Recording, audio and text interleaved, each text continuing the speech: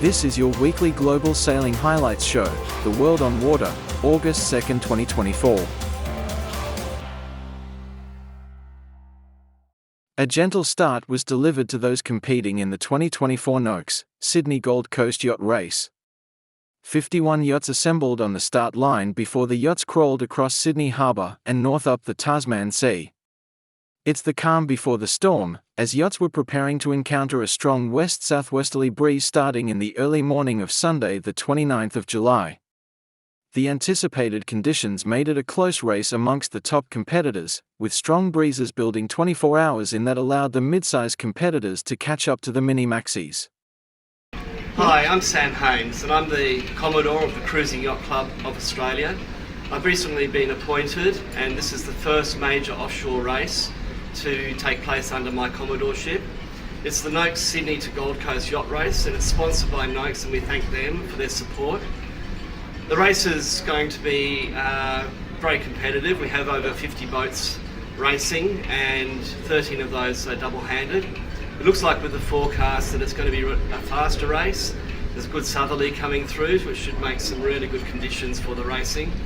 And the best boat obviously is going to enjoy the big Gold Cup presented to them up in the Gold Coast. I was lucky enough to have won that on Celestial in 2014 and this is a race which really is one of the keepers if you ever get to the top. So good luck to everyone, have a great race and enjoy the conditions, enjoy the Gold Coast when you get there. Hi, I'm Sean Langman. I'm very pleased to represent Noakes Group as the official sponsor of this year 2024 Sydney to Gold Coast Yacht Race. Conditions are looking favourable this year for an exciting race, of which historically has been my most favourite yacht race. Looking forward to watching the start and looking forward to watching the progress as boats near the Gold Coast. Here we go, the boat end. This is where we're looking from too on the commentary boat, and Smuggler there with the large Fred sponsorship logo just deploying their code 0. Seb, Bomb and crew always up for a good competition. We wish them luck. Okay, and there we go. We're out the blocks. Code 0's deployed. We've got a couple of spinnakers just coming out the pin end there. Mistral, fantastic start. Timed that beautifully at the top end. Here we go. Seb Bomb, Smuggler, code 0 up. And as you would expect, URM, poking out a really good time on distance start there by URM. You would expect the big boat to jump out, but the time on distance was very good. And so what we can see here is the boats a little further to windward on the right of the screen have got their spinnakers up. They've got slightly more broad angles they can sail at that end of the line. So that makes sense, them having their A sails up for those boats and the boats down the leeward end of the line, creating more apparent wind using their code 0s. But look at this, there's a bit of breeze up the western end of the harbour here. I think we're definitely in an interesting separation zone where we are, where the leading boats are. You can just see a bit of breeze on the camera shot there up the top end of the screen, and we're seeing that with here on the water with the boats. Yeah. A little bit more powered up, the ones that are slightly further away from us. So we'll see if they bring that down or if they sail into this same transition zone that we're in here. 'Cause it's certainly pretty quiet on this middle bit of the course off Neilson Park, just before Watson's Bay. they're on port tack there, and rather than it being east-northeast, looking at that angle that they're sailing in towards South Head, it's probably north or even touch west of north. So again, you've probably heard us say the breeze has come from every point of the compass so far of the afternoon. I'm just looking at the weather observations now. We've got a northerly at North Head and we've got a southerly just at the wedding cake. So you can still see a couple of soft sails at the top of your screen there. Yeah. So this is that transition that everyone's been struggling with. Absolutely. But yeah, Koa, centre of your picture on the left-hand side, that's Whisper. So those two boats are still battling it out in a very similar piece of water. Whisper accelerating over there, Tom. And you'd expect, as the breeze settles, Whisper with a 10 feet length advantage over the TP52s will certainly stretch her legs. No reason for panic for the Whisper crew. It's early in the race, and that experienced group, they'll do well from here. But there's Whisper and Smuggler on the right-hand side of that drone shot, and then this smaller white hull in the distance in the background, again, Pretty Woman. When we had the weather briefing from BOM this morning at the club for all the skippers and navigators, they made an interesting point that there might be a little northeasterly pressure on the beaches, which the course is basically northeast, so you don't want to be in that pressure. So when we start seeing, probably in 20 minutes or so, when these three boats get past North Head, we'll see what decisions they're making on their immediate routing. Yep. Whisper here, who you can see closest to us, URM in the background. Whisper is setting up to be first into this new pressure just sneaking around North Head. So if she can do that, Yep. big gains for her. Yep. First URM. URM's just flopped over, so she's holding the line.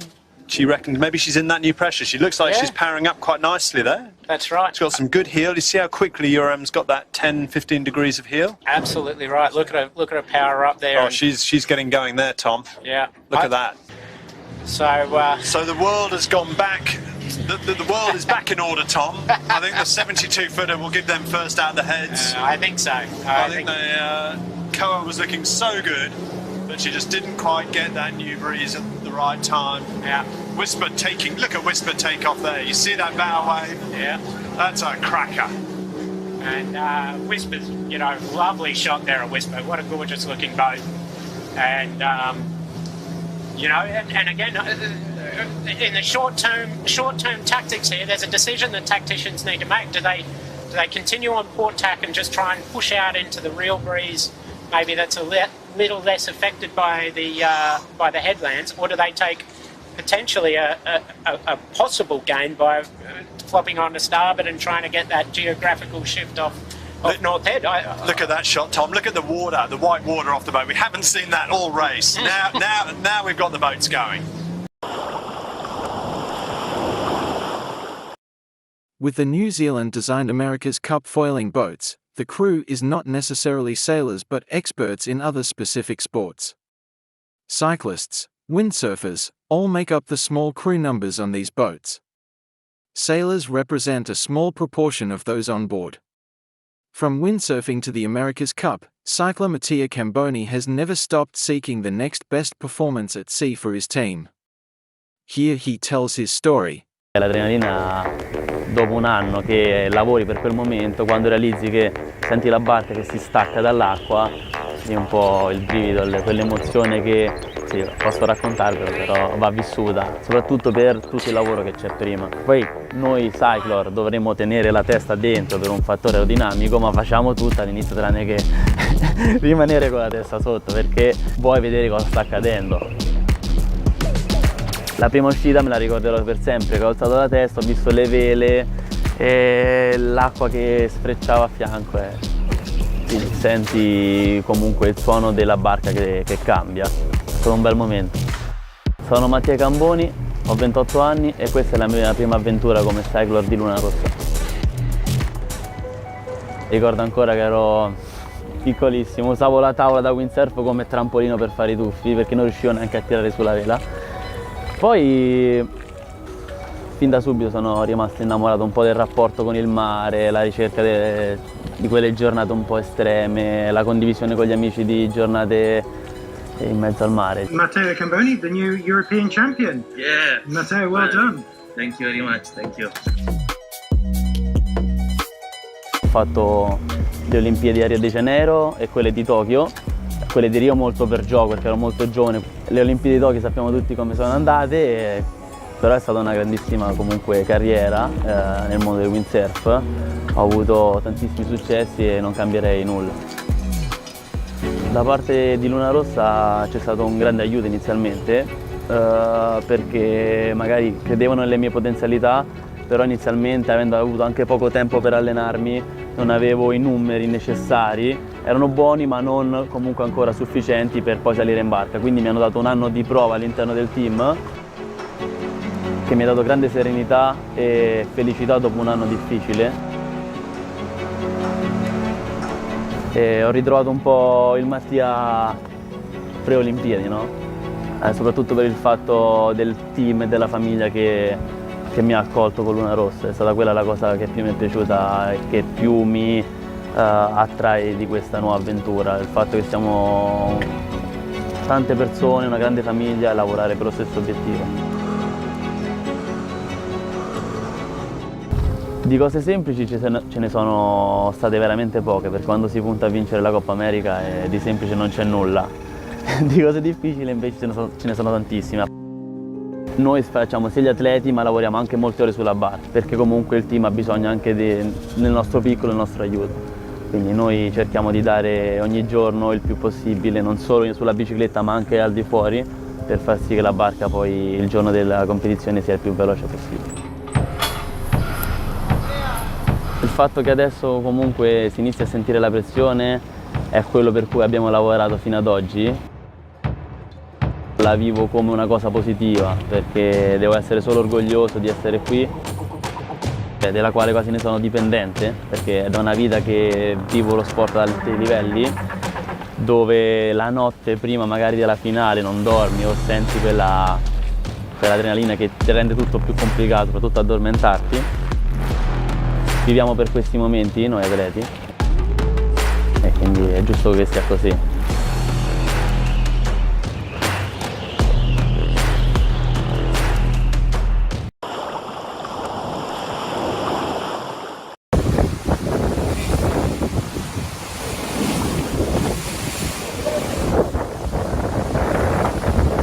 This is video from the rail on Whisper on the morning of day 2 of the Noakes, Sydney to Gold Coast race.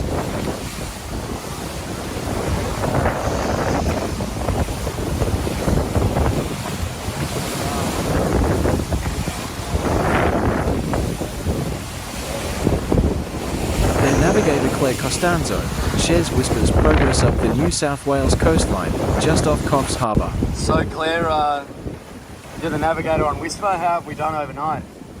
We were doing quite well overnight, but we found quite a windy patch and got a bit unstuck, but I think we're starting to make up those miles again. Yeah, nice. And approximately where are we at the moment? We are off Coffs Harbour. Nice. I can tell you exactly where. 26 southeast of South Solitary Island. Yeah, beautiful, beautiful. Nice and wide, don't have to worry about hitting the islands. Nice. And we're in front of Smuggler and behind URM, second online on us, right? Nice. Yeah, hopefully it's tonight. Nice. Rightio, we'll check back in later for another briefing.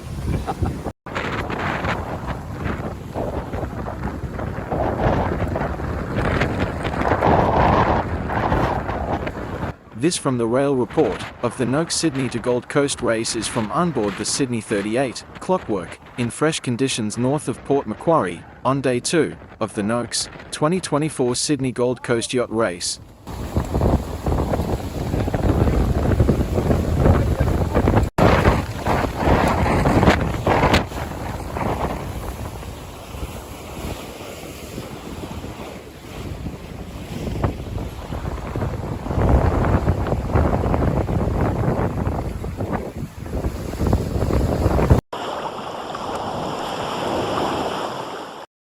Day 2 of the 2024 Fuerteventura PWA World Cup saw the men's freestyle single elimination completed in anywhere from 20 to 30 knots of wind as the breeze fluctuated depending on the clouds.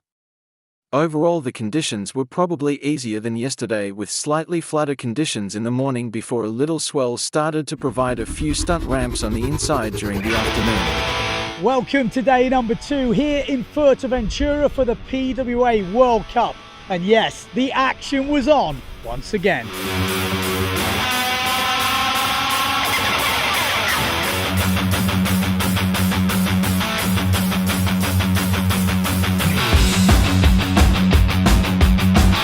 So the main goal of today was to finish that single elimination, and that is exactly what happened, with big moves getting thrown down left, right and centre.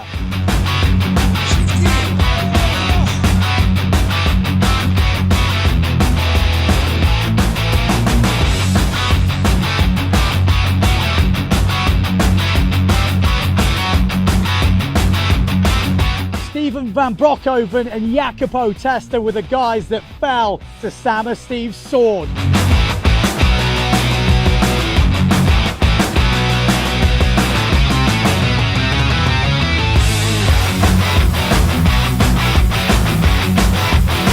Yeah, this is the first time Sam Steve's been in the top 4 in Fuerteventura, but who would join him in that runners-up final? Yentel Cares, yes, the last year freestyle world champion, didn't make the final and had to settle for that runners-up final. But who beat Yentel Cares? Leonard Neubauer. This guy was on absolute fire today. The only guy to go over 40 points in 2 of his heats.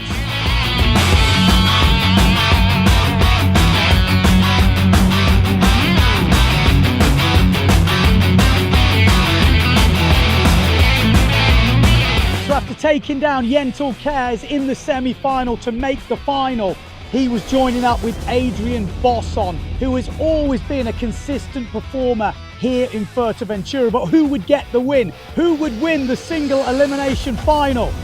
Well, it was super close, but in the end it was Adrian Bosson with the last move of the heat which sealed the victory.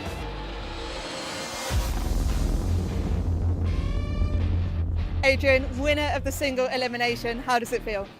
It feels pretty insane. I didn't expect.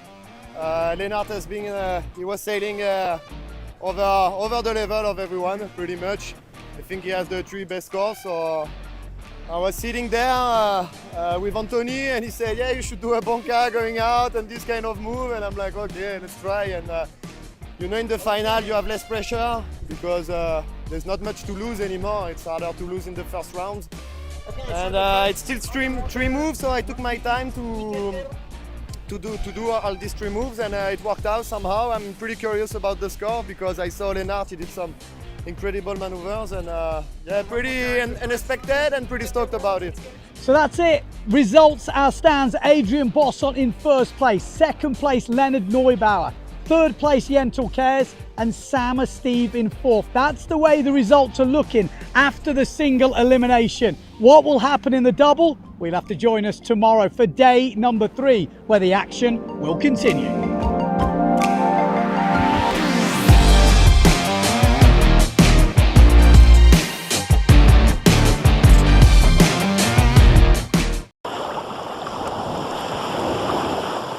Anthony Johnston's Maxi 72 UIM group claimed line honours of the 2024 Noakes Sydney Gold Coast Yacht Race at 2014 hours, finishing with an elapsed time of 1 day, 7 hours, 14 minutes, and 56 seconds. Skippered by Marcus Ashley Jones, UIM Group added to its trophy case with this line honour victory, racing as the defending overall winner from the 2023 Noakes Sydney Gold Coast. The mini-maxi finished in a 12-knot westerly off the Gold Coast's main beach, in a dark and moonless night. Of the challenge of this year's running, Marcus Ashley Jones shares, it was a really busy race. Last year, we had 1 sail change, and this year close to 68 sail changes. We navigated further offshore, knowing we were always going to run out of breeze. Whisper made a lunge on the inside, sailing close, but ultimately their breeze ran out. We trusted the offshore breeze to keep us going.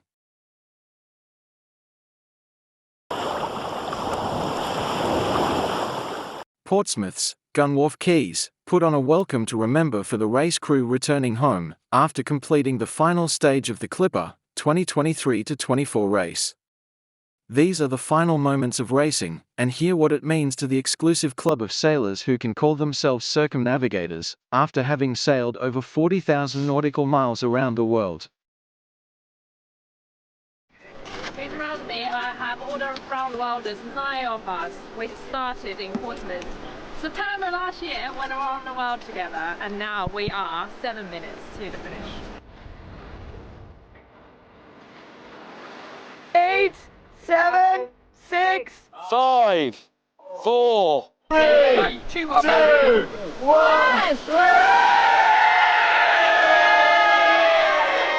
Around the waters.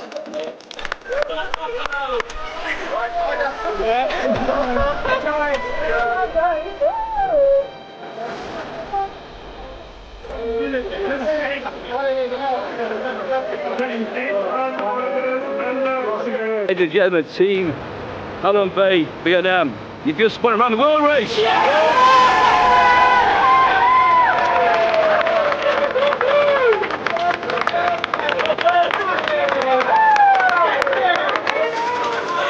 It was fantastic. It's an unbelievable feeling, as you can tell. To come in second is unbelievable. I set out this race not to win it, but to know that at every point in time we gave it all we had. And I can honestly say we gave everything we had at every point in time. It's been such a privilege to serve with this team. It really has.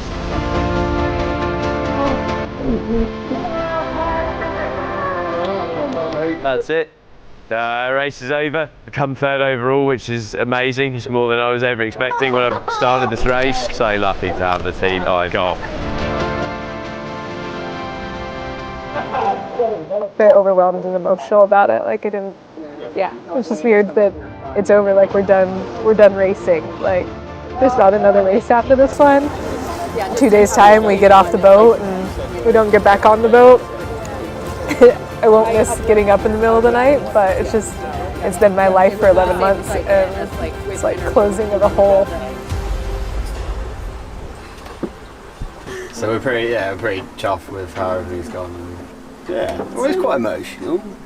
It's quite emotional. Yeah, when was the last time we were going to sail together? Yeah. Maybe ever.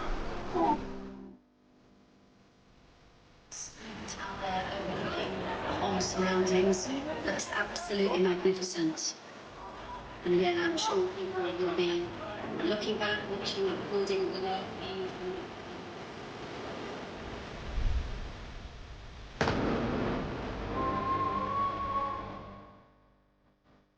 It's amazing to come back here and see Spinnaker Tower.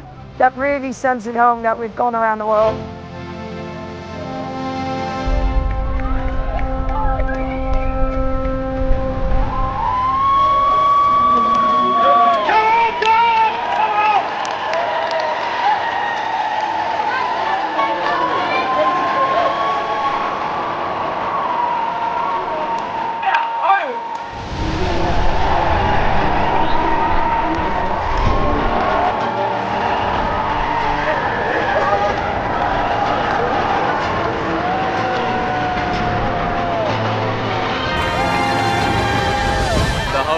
Circumnavigation's come to an end. It's been super emotional. I cried earlier talking to my welders. Yeah, it's been such a journey, such an adventure. I can't believe we made it all the way around the planet. It's unbelievable.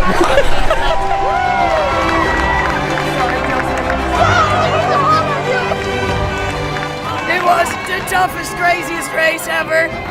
We fought hard, so hard. Holland made it really well, and good for them. Congratulations on their first, but yeah, it means we're second. But I am so super proud of the team.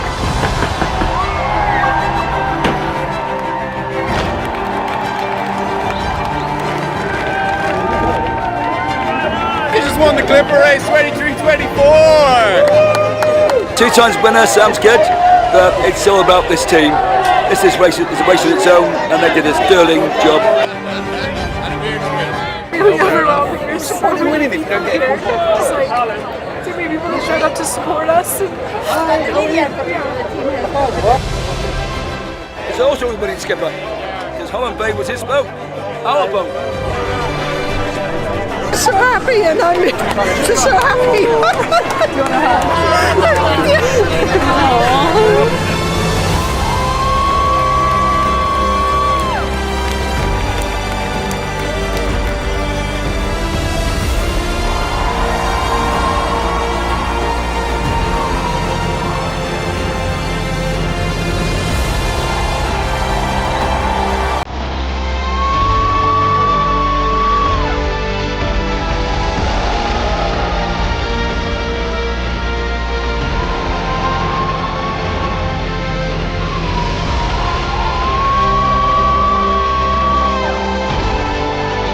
Now goes the full measure from the trophy for the winner of this Clipper race to Bob Bates and the crew of Halong Bay.